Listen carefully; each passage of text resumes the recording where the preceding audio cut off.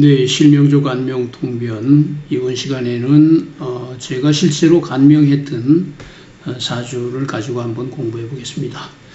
보통 이 실제로 간명한 사주들은 개인정보이기 때문에 제가 이 공부 자료로 올리는 일이 전혀 없습니다. 근데 이분은 저한테 본인의 사주를 좀 유튜브에 올려달라, 본인도 격국을 공부하고 있기 때문에 차제에 한번 공부를 하고 싶다, 이런 말씀을 하시면서 부탁을 하셨어요. 일단 이 사주는 식신격이죠. 식신격 중에서도 이거는 이제 금일간이 겨울에 난 식신격을 우리가 금수식신이라 그래요. 금수식신. 금수식신은 목화식신과 함께 조후를 최우선으로 보는 특수성이 있죠. 목화식신. 금수식신은 차가운 겨울의 금이기 때문에 금이 너무 차가우면 쓸모가 없죠. 그래서 온기를 필요로 한다, 즉 관살을 필요로 한다, 이런 얘기예요. 관살이 화가 되죠. 반대로 목화식신은 여름에 나무기 때문에 불타버리죠. 그래서 불타서 죽지 않기 위해서는 수가 필요한데 그것이 인성이 되죠. 그래서 인성이 수가 된다. 그래서 우리가 금수식상은 선관후제다, 이런 말이 있어요. 선관후제. 이제 한문으로 하면 먼저 관을 쓰고 재성은 나중에 쓴다, 이런 뜻이에요. 그러니까 우리가 식상격은 이제 식상생제하면 좋잖아요. 근데 금수식상격만은 관산을 우선으로 쓴다, 이런 얘기예요. 왜냐하면 조후가 어우러졌다는 말은 이제 사람이 죽을 수 있는 거죠. 금이 얼어 터져 버리고 나무가 불에 타버리니까 생존이 우선이다, 이런 얘기예요, 사주도. 그 다음에 목화식상은 선인후제다 그랬어요. 선인후제. 요거는 먼저 인성을 쓰고 그 다음에 나중에 재성을 쓴다. 즉 목화식상생제보다 목화식상폐인, 이게 우선이라는 얘기예요. 그래서 우리가 목화식신격에서는 도식을 논하지 않죠. 목화식신격은 인성이 있어도 괜찮다, 이런 얘기고, 그 다음에 금수상관격에서는 상관견관을 논하지 않는다 그랬죠. 매우 중요한 거죠.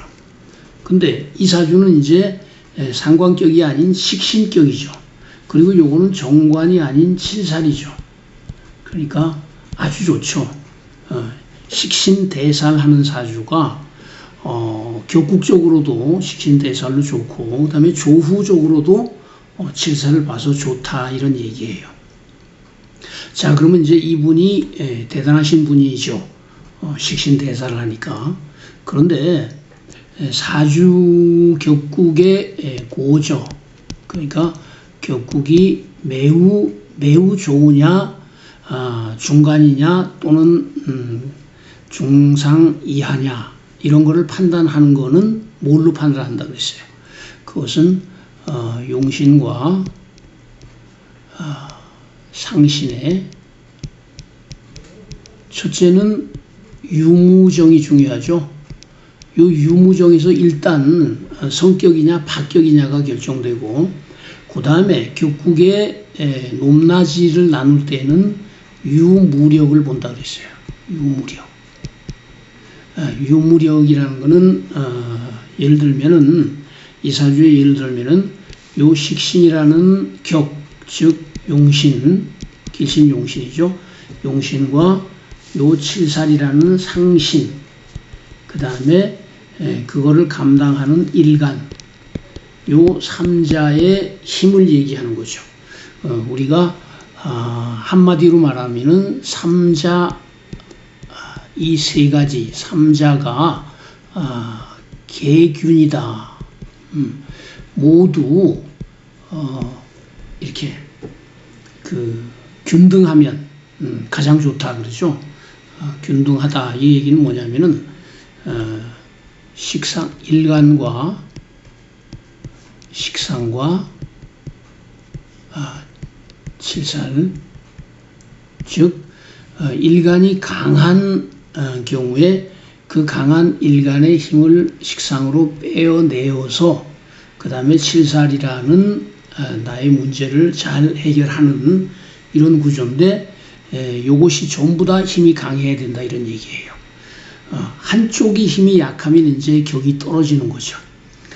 그래서 만약에 이 삼자가 전부 힘이 강하다 그러면 대귀한 사주다, 아주 크게 귀한 사주가 된다 그랬어요. 그런 사주는 식신제살격 중에 만약에 10개가 있다 그러면은 1개도 안 되죠.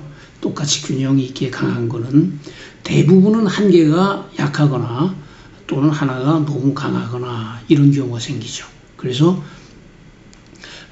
여기서 일간이 강한 거는 큰 문제는 없어요. 근데 식상이 칠살보다 너무 강하면은 우리가 제살퇴과라는 현상이 일어나죠.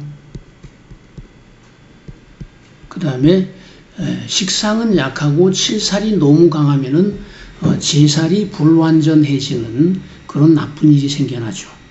자, 그러면 이 사주는 그런 관점에서 보면 어떤 구조인가요?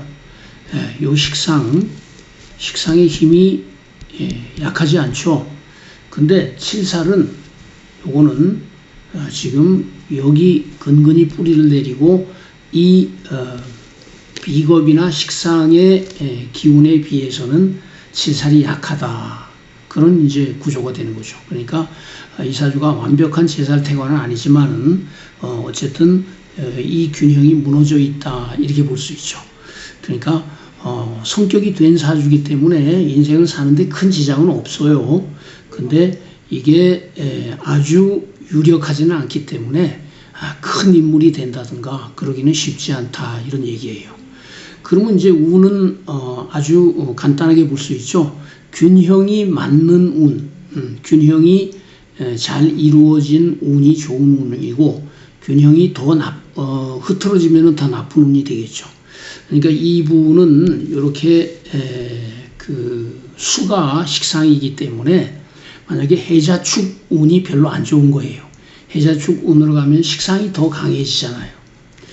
그 다음에 여기서 지금 이제 칠살이 약하기 때문에 대체로 칠살을 살려주는 이런 운이 좋겠죠.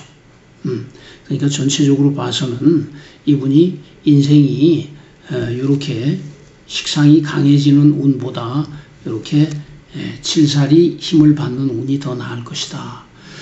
인생의 전반부보다 후반부가 더 나을 것이다. 이렇게 얘기를 할 수가 있죠. 그리고 우리가 이제 격국론이라는 거는 이거는 전체를 보는 거죠. 사주의 전체적인 구조, 전체적인 구조 내지 성패라고 할까요? 그 다음에 나머지 이제 우리가 신살이라든지 지지관계론이라든지 형충파해 이런 거는 이제 지엽적인 단편적인 그런 이제 사건이나 현상을 보는 거죠. 이 사주의 예를 들면은 격국론으로 볼 때는 식신 제살이 됐으니까 아주 좋은 격인데, 아까 말한 것처럼 이제 그런 균형이 조금 어그러져 있기 때문에 큰 사주가 되지 못했다. 그런 약점이 있었다. 이렇게 볼 거고, 예를 들어서 이제 지지로 보면은 이런 거를 볼 수 있겠죠. 미신유 이렇게 하면 이제 격각이죠, 그죠? 이런 거는 우리가 이제 보통 이혼인자라고 보죠. 그리고 이분이 이제 식신 제살하고 있는 사주. 그러니까 육친적으로 보면 뭐예요? 남자를 극하고 있는 그런 구조죠.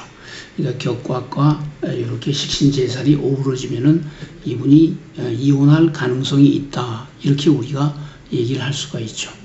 그래서 사주에서는 이런 것보다 물론 이런 게 중요하지 않다는 건 아니에요. 근데 요 격국에 의한 전체적인 성패를 보는 게 훨씬 더 중요하다.